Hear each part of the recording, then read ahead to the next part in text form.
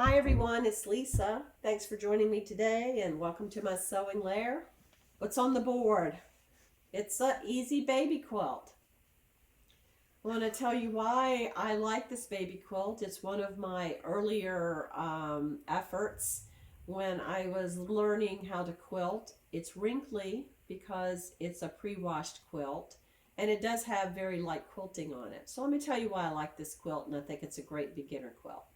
Number one, you don't have to make a lot of choices.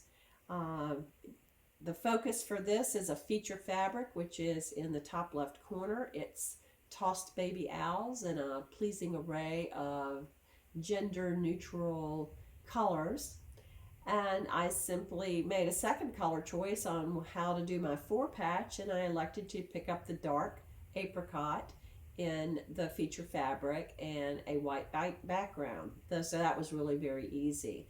This quilt goes together so quickly.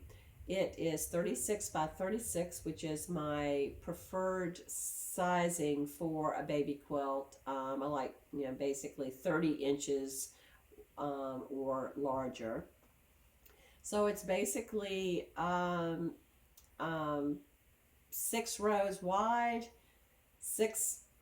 excuse me, 6 rows tall and 6 columns wide. The Each of the blocks is 6 inches. They are cut at 6.5 for the feature fabric, 6.5 inch square, paired with the four patch. Each of those is cut at 3.5 inches wide.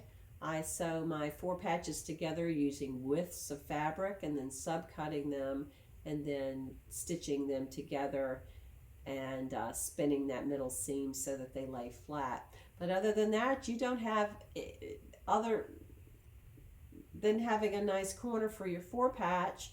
When you lay your quilt out, you want to be mindful of your corners. So you do want to, cut and sew your blocks and lay them out carefully. But even a beginner with just making a couple of test blocks, I would recommend that you make a test blocks for the for a quadrant. So do two of the feature fabrics catty corner, two of the four patches, and just make sure that you can line those up easily and make any adjustments if your blocks are not finishing at 6.5 inches untrimmed. I'm a big believer in test blocks, and particularly if you're a beginner and your techniques are a little erratic, you might want to make sure that you're testing that and making adjustments before you cut and sew everything and find that it's hard to put it together. But this is pretty forgiving, frankly, and I'm looking at it here and I see that not every one of my corners is perfect, and I'm okay with that. A baby's never going to notice it, and until I looked at it carefully just now, I really couldn't notice it either. So it's a project that you can be fearless with. It's also a project that you can upsize or downsize pretty easily using a four patch. And just remember that you're when you're trying to figure sizing in a four patch or any other patch that's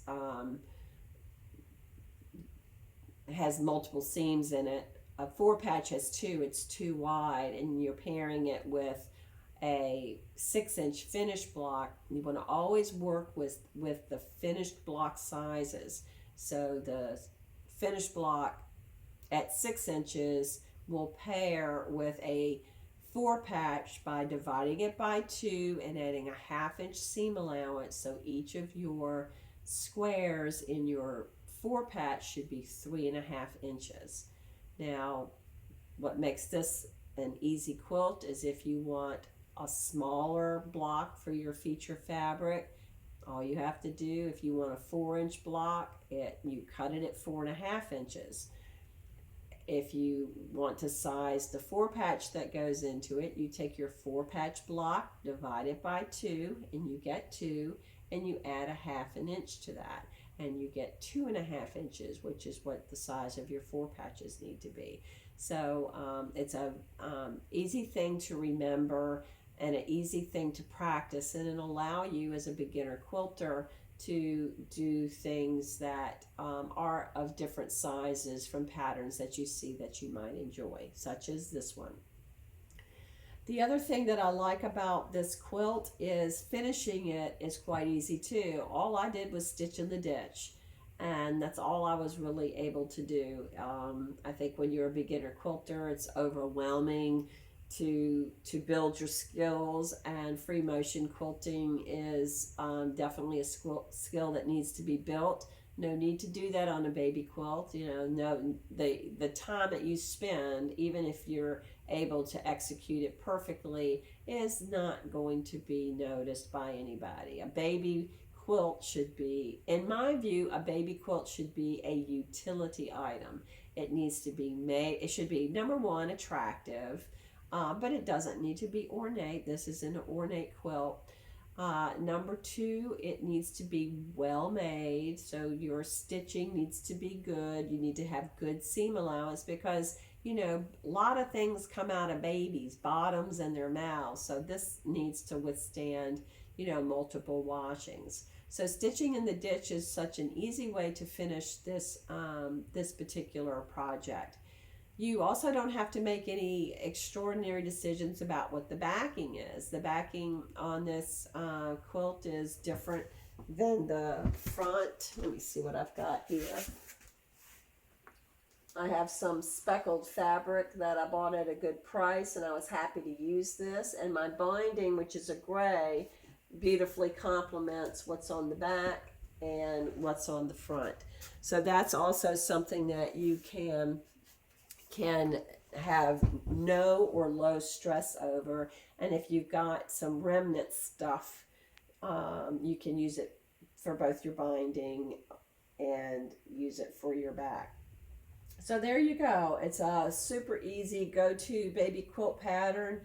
And if you make a lot of charity quilts, this is also a great pattern for you to consider.